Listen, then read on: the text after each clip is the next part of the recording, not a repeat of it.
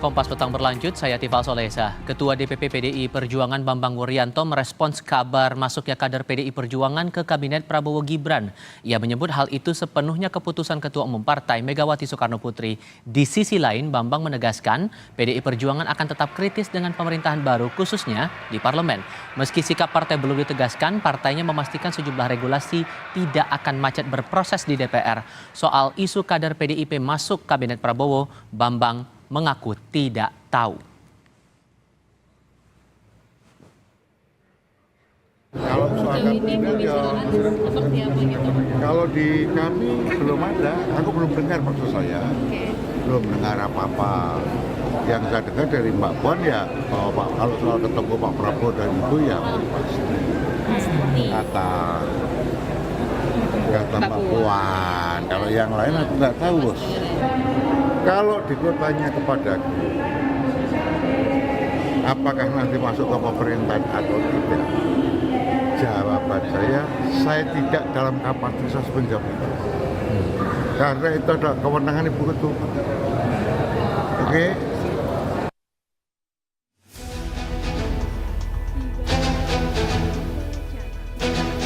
Penggodokan nama-nama calon menteri di Kabinet Prabowo semakin hangat. Golkar sebagai salah satu partai koalisi Kim Plus sudah terang-terangan meminta 5 jatah menteri pada kabinet mendatang. Golkar pun memastikan sudah menyiapkan sejumlah nama untuk diusulkan kepada Prabowo. Salah satunya Mutia Hafid. Meyakini Pak Prabowo tahu benar kondisi Golkar yang banyak berisi kaum teknokrat, ya. Orang yang dalam perjalanan karir politiknya itu ditempa dalam aspek-aspek teknokrasi. Jadi andaikan Golkar dapat banyak menteri, ya bukan karena tukar ini tukar itu, tapi Pak Prabowo mengetahui benar bahwa di Golkar banyak orang dalam kategori zaken sebagaimana yang digendaki oleh Pak Prabowo. Oke, jadi benar 5 itu ya Pak? Beberapa diantaranya Menko? Saya berdoa lebih. Oh, okay. Tapi kan kita nggak tahu Pak Prabowo maunya berapa kan. Jadi doa saya ya mudah-mudahan bisa lebih supaya Partai Golkar bisa berkontribusi secara real kepada rakyat Indonesia. Andaikan Golkar dapat banyak menteri, ya bukan karena tukar ini tukar itu, tapi Pak Prabowo mengetahui benar bahwa di Golkar banyak orang dalam kategori zaken sebagaimana yang digendaki oleh Pak Prabowo. Oke, jadi benar 5 itu ya Pak? Beberapa diantaranya Menko? Saya berdoa lebih. Oh, okay. Tapi kan kita nggak tahu Pak Prabowo. Tak hanya Golkar yang secara terbuka sudah menyodorkan nama bahkan menyebut jumlah kursi menteri. Partai Amanat Nasional melalui Ketua Umumnya Zulkifli Hasan juga berharap jatah Menteri Pendidikan di Kabinet Prabowo Subianto dapat diisi kader Muhammadiyah. Karena politik itu selalu yang kuat, kadang-kadang nggak bisa bicara benar salah. Jadi kalau kemarin misalnya guru-guru kita banyak yang kemarin, itulah kebijakan politik penguasa. Menteri Pendidikannya, tapi mudah-mudahan besok Menteri Pendidikan dari Muhammadiyah. Di saat parpol dalam koalisi Kim mulai membangun lobi soal jatah kursi menteri, kini mencuat isu kader PDI Perjuangan disebut-sebut akan masuk dalam kabinet Prabowo. 2 nama yang sudah beredar, yakni Sekjen PDIP Hasto Kristianto dan Kepala BIN Budi Gunawan yang dikenal sebagai orang dekat Megawati. Menanggapi hal ini, Puan mengaku tidak tahu. Kurang tahu. Tolong tanyakan kemana, nggak tahu, saya nggak tahu. Mengenai siapa dan berapa jumlah kementerian di Kabinet Prabowo, baru akan terjawab usai pelantikan Presiden tanggal 20 Oktober nanti. Tim Liputan Kompas TV. Saat Golkar sudah menyodorkan nama-nama kadernya untuk masuk dalam Kabinet Prabowo, lalu PAN sudah terbuka mengharapkan dapat jatah Menteri Pendidikan, belakangan muncul kabar akan ada kader PDI Perjuangan yang masuk dalam Kabinet Prabowo. Akankah masuknya PDI Perjuangan ke dalam koalisi Kim Plus ini mempengaruhi jumlah menteri bagi kader parpol koalisi yang dari awal bersama Prabowo? Lalu sejauh mana komunikasi PDI Perjuangan jelang pertemuan Mega dan Prabowo? Kami akan bahas ini bersama politisi PDI Perjuangan Ciko Hakim, bergabung juga saat ini politisi Partai Golkar Nurdin Halid dan Direktur Eksekutif Indikator Politik Indonesia Burhanuddin Muhtadi. Selamat sore semuanya, apa kabar? Selamat sore. Assalamualaikum. Waalaikumsalam warahmatullahi wabarakatuh. Terima kasih semuanya sudah bergabung. Bang Ciko, saya mau ke Anda dulu deh, karena begini Bang, sudah lama kami dari kalangan pewarta mendengar kabar bahwa atau isu kader PDI Perjuangan akan masuk sebagai menteri di pemerintahan Pak Prabowo. Awalnya kami dengar nama Pak Budi Gunawan, orang dekatnya Bu Mega, ditambah dengan Pak Azwar Anas. Sekarang beredar lagi kabar Pak Budi Gunawan dan Mas Hasto Kristianto. Seberapa benar atau berapa persen kebenaran dari informasi ini Bang? Sampai hari ini kami di internal di PDI Perjuangan sama sekali tidak pernah membahas terkait siapa-siapa yang kemudian akan duduk di kabinet. Nah ini satu.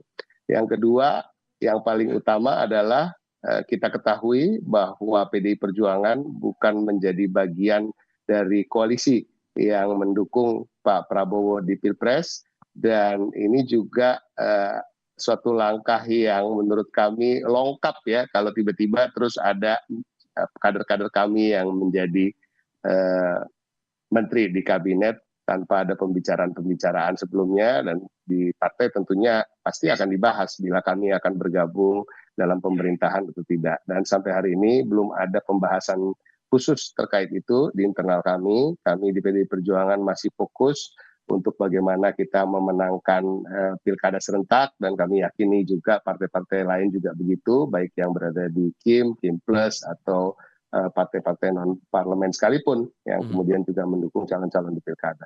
Tetapi pada Oke, silakan lanjutkan Bang. Nggak usah, silakan gimana. Oke, karena begini, dengan pengalaman 10 tahun berada di pemerintahan, sebetulnya masih ada harapan tidak dari PDI Perjuangan di pemerintahan Pak Prabowo untuk bisa berkontribusi lagi untuk melakukan pembangunan-pembangunan yang sebelumnya mungkin sempat belum terwujud di pemerintahan Pak Jokowi sekarang? Ya itu kan perlu ditanyakan kepada presiden terpilih, karena untuk menunjuk menteri, menggeser menteri, mereshuffle menteri, mengangkat menteri, dan lain-lain adalah hak prerogatif dari presiden yang sedang menjabat. Nah, Pak Prabowo kan akan dilantik dalam waktu sebentar lagi, dan yang patut ditanyakan adalah dari beliau. Pihak kami tentu tidak pernah berusaha untuk menyodorkan diri.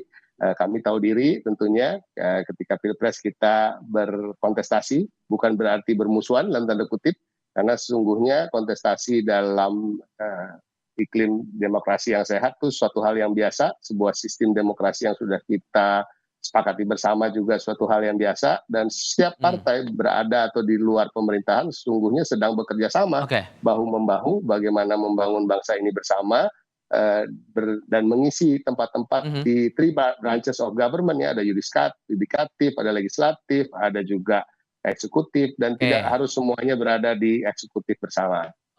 Kalau di Golkar mendengar isu ini gimana meresponnya, terutama di Kim begitu? Apakah merasa terusik kalaupun betul kabar ini benar bahwa ada kader PDI Perjuangan yang akan bergabung ke koalisinya Pak Prabowo Gibran? Bang Nurdin. Saya kira Kim tidak akan terusik, tidak terganggu. Kemudian justru sangat mengharapkan. Kenapa? Karena Pak Prabowo seorang pemimpin yang mengedepankan kerjasama, mengedepankan kebersamaan untuk menciptakan kekeluargaan dalam rangka membangun bangsa ini dengan semangat kegotong royongan.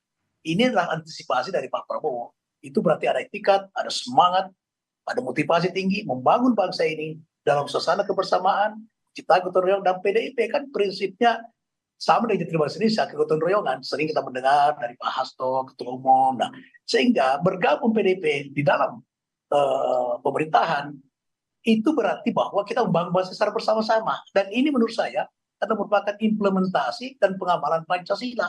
Dan Pak Prabowo adalah patriot sejati Pancasila. Kenapa? Kan membangun bangsa ini kita harus berdasarkan nilai-nilai kebangsaan, nilai-nilai Pancasila, khususnya demokrasi Pancasila. Inti demokrasi Pancasila adalah musyawarah mufakat. Nah, oleh karena itu, dan bangsa ini sebetulnya dalam bertata negara, berbangsa, bermasyarakat, kita tidak mengenal namanya oposisi. Tidak ada, yang adalah kerjasama politik, kerjasama membangun bangsa ini. Saya kira itu langkah yang bagus, dan tentu kita mengharapkan.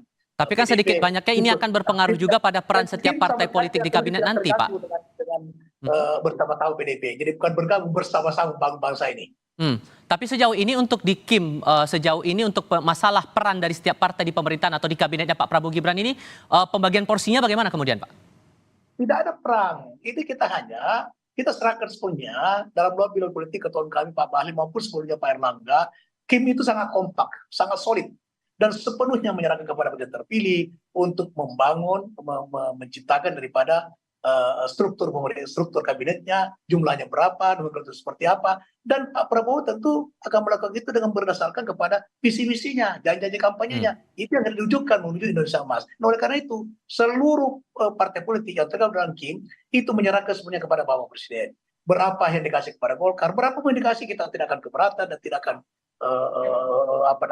komplain, kita akan minta sepenuhnya. Karena Pak Prabowo sudah mengatakan akan membangun bangsa ini dengan kabinet ahli, ya, profesional.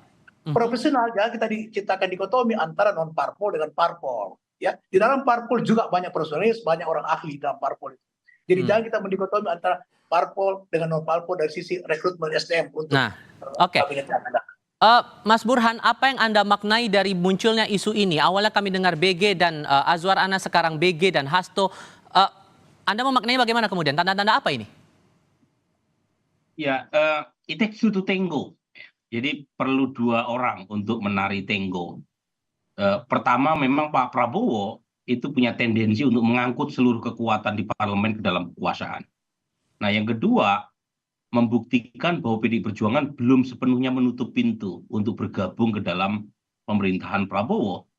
Dan itu terlihat dari keputusan Rakernas bulan Mei yang tidak secara tegas menyebut PDI Perjuangan sebagai kekuatan oposisi dalam pemerintahan 5 tahun ke depan. Nah, artinya potensi ke arah sana masih terbuka, meskipun bukan berarti ya PDI Perjuangan menutup pintu buat menjadi oposisi. Artinya masih ditimbang. Ya. Dan kalau misalnya itu yang terjadi, terus terang, ini data empirik nih ya, Bung Nurdin ya. Data empirik, studi dilakukan oleh para ahli ilmu politik, negara yang tidak memiliki kekuatan oposisi, itu kinerja ekonomi dan democratic governance-nya itu lebih buruk. Nah, kenapa lebih buruk? Mudah sekali sebenarnya menjelaskan. Ketika tidak ada oposisi, itu tidak terjadi koreksi kebijakan. Tidak ada alternatif kebijakan yang ditawarkan kepada pemerintahan. Jadi yang rugi bukan hanya publik. Pemerintahan Prabowo juga akan rugi kalau semuanya itu seperti parade, seperti kor. Ya, tidak ada suara lain. Dan yang merugikan yang kedua adalah rakyat tidak mendapatkan saluran formal untuk menyuarakan aspirasi yang mungkin berbeda dengan kekuasaan. Jadi ini kerugian yang menurut saya penting untuk dipertimbangkan, terutama buat PDI Perjuangan, karena bagaimanapun PDI Perjuangan itu punya semacam tanggung jawab demokratik ya, karena dalam kata PDI Perjuangan ada demokrasi di situ. Oke. Tapi kenapa kemudian ada kesan bahwa Pak Prabowo ini terkesan bersikeras untuk mengajak atau merangkul semua partai, terutama PDI Perjuangan, untuk masuk ke pemerintahan? Oh, saya tidak tahu ya soal bersikeras atau tidak. Tapi kalau menangkapnya bagaimana kemudian kalau ada kesan yang begitu, Mas? Begini, enggak. Kalau saya kan melihat dari statement-statement Pak Prabowo ya. Pak Prabowo itu kan berkali-kali mengatakan pentingnya persatuan elit. Sesuatu hal yang menurut saya tidak ada presidennya dalam sejarah kita kalau seluruh kekuatan masuk ke dalam pemerintahan. Pada masa Ibu Mega itu masih ada satu kekuatan oposisi namanya PKB. Nih.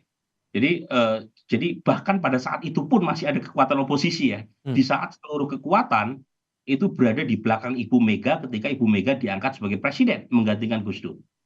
Kemudian zaman Pak SBY ya, itu juga Gerindra bagian dari kekuatan oposisi bersama PDI Perjuangan dan Hanura.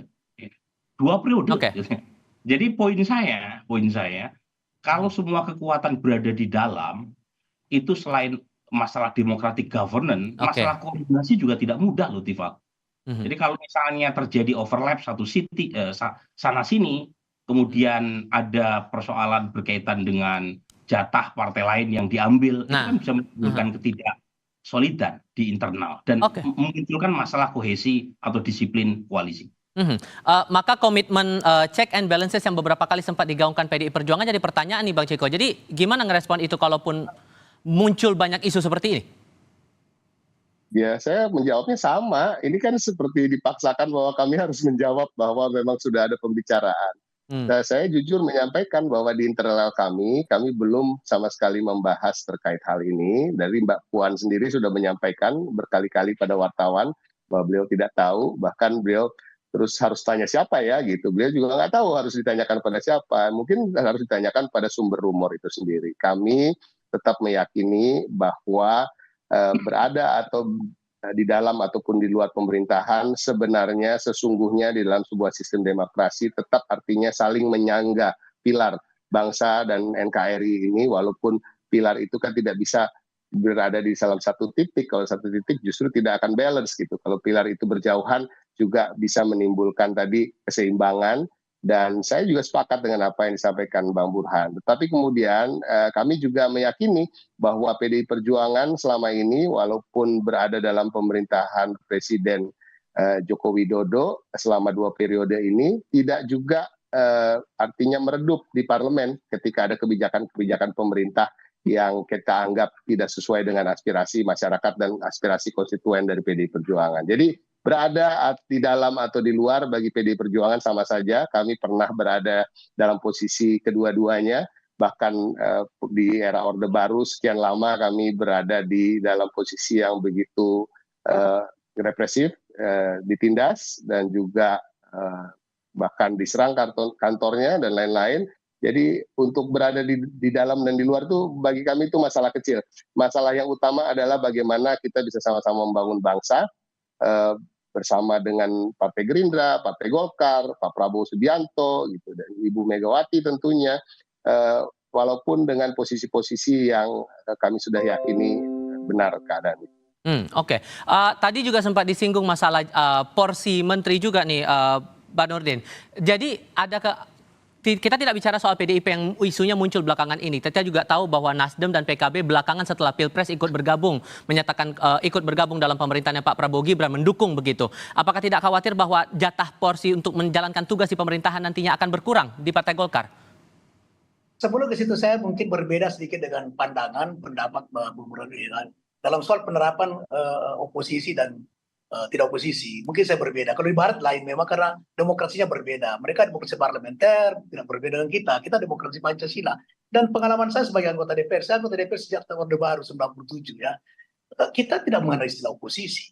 Hanya ada memang partai yang tidak dalam pemerintahan. Tapi tidak kemudian bahwa itu oposisi kan tidak sesuai dengan konstitusi. Yang ada. Dan contoh saja Pak Berdi, dalam penerapannya, menurut saya tidak pernah kita ada oposisi. Contoh sekarang ini. Ya, dan check balances itu tidak hanya bahwa oposisi saja bisa melakukan check balances. Contoh sekarang pansus haji tidak akan terjadi andaikan Partai Golkar dengan partai-partai lain itu tidak setuju dengan itu. Itu bentuk kritikan kita kepada eksekutif. Jadi check balances itu tidak hanya bahwa yang menyandang oposisi untuk melakukan check balances, sekalipun semua dalam pemerintahan nanti. Idealnya gimana kalau tidak ada oposisi, check and balancesnya berjalannya gimana kalau gitu, Bang? Ya contoh saja sekarang pansus haji misalnya. Apakah itu bukan bentuk check balances? Pansus haji, saya tanya Pak Burhan Ibu tadi. Itu ya boleh, bentuk daripada saya jawab ya, Bung Nurdin ya. Ya. Saya jawab ya. Oke. Pansus haji dugaan saya akan tidak berujung sesuai dengan yang diharapkan oleh publik. Paling ada kesepakatan-kesepakatan. Sehingga itu soal lain. Tetapi ada proses daripada penafsiran check balances itu. Kalau oposisi, Pak Bung Burhan, sebentar ya. Kalau oposisi seperti di Malaysia, apapun kebijakan pemerintah dia hajar. Apapun kebijakan pemerintah benar atau tidak rakyat dia hajar. Itu oposisi. Di Indonesia tidak seperti itu. Demokrasi kita tidak seperti itu. Demokrasi kita secara demokrasi Pancasila. Kita harus kembalikan ke topik lagi ya. Kita kembalikan ke topik lagi. Jadi gimana untuk memastikan oposisi ini tetap berjalan kalau Anda katakan bahwa tidak ada istilah oposisi dalam pemerintahan demokrasi seperti kita? Ini soal semantik aja sebenarnya Bung Tifal. Soal oposisi atau di luar kekuasaan, intinya ada penyeimbang, ada checks and balance. Kalau semua partai berada di dalam, pertanyaannya berani atau tidak partai-partai tadi itu men-challenge kebijakan pemerintah yang substansial. Contoh, waktu periode kedua Pak Jokowi, mereka yang berada di dalam kekuasaan, ada nggak suara lain soal RUU IKN? Ada nggak suara lain soal RUU Omnibus Law? Revisi Undang-Undang Tambang? Kan semuanya sepakat itu, nggak ada suara lain sama sekali. Bahkan kemarin belum lama soal revisi Undang-Undang Pilkada yang pengen menganulir putusan MK.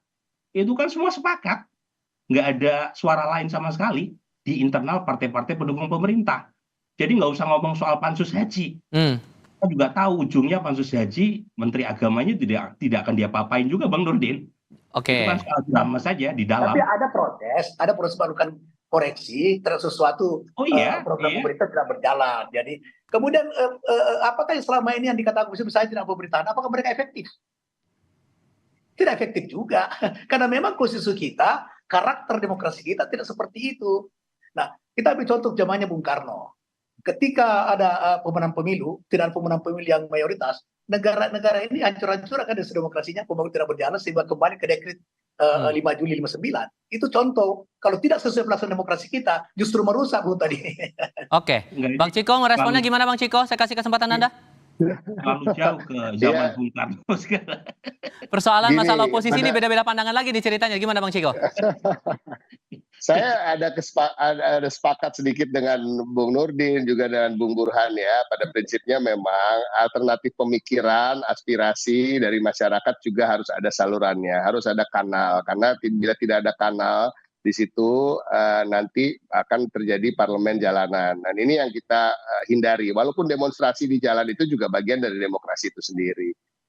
Pada prinsipnya tapi kembali lagi bukanlah tidak mungkin juga partai-partai yang menjadi pendukung pemerintah juga menyiapkan kanal-kanal aspirasi bagi masyarakat di parlemen. Dan ini juga sering terjadi. Tadi saya sampaikan bahwa walaupun selama 10 tahun partai kami adalah partai berada di dalam pemerintahan, tidak juga menyurutkan kritik-kritik teman-teman seperti Rieke Diah Pitaloka, Mas Aryo Bimo, dan lain-lain yang berada di DPR.